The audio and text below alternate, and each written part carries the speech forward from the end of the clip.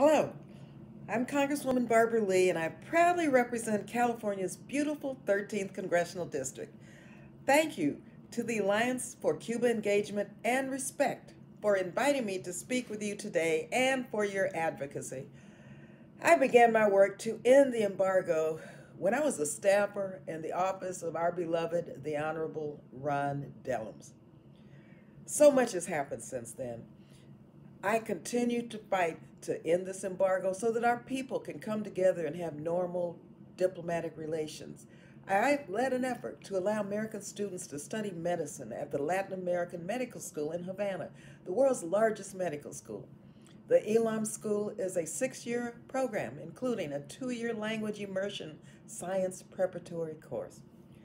Also, several years ago, I traveled to Cuba with members of the Congressional Black Caucus.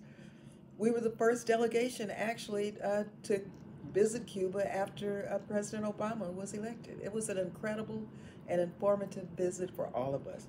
During the Obama administration, we saw many high-level victories. Cuba was removed from the State Department list of state sponsors of terrorism. Both the U.S. and Cuban embassies were reopened. President Obama traveled to Cuba, and so did members of Congress. I was so proud to be part of that delegation. Bilateral talks, we discussed critical issues such as climate change and the environment, medical cooperation, agriculture, travel, and trade. And yes, it is totally outrageous that Donald Trump has undermined this progress. The failed policy of punishing the Cuban people for narrow political advantage will only cause further suffering among Cubans and place new barriers between Cubans and their relatives in the United States.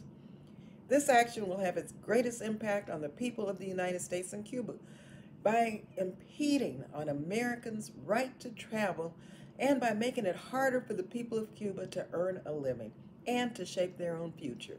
The good news is that there is a growing bipartisan coalition in Congress that sees how futile this punitive approach has been.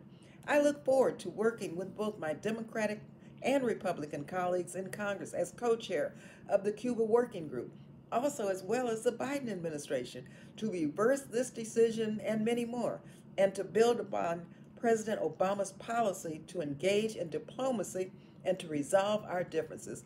Thank you again for your work. Let's keep up the fight.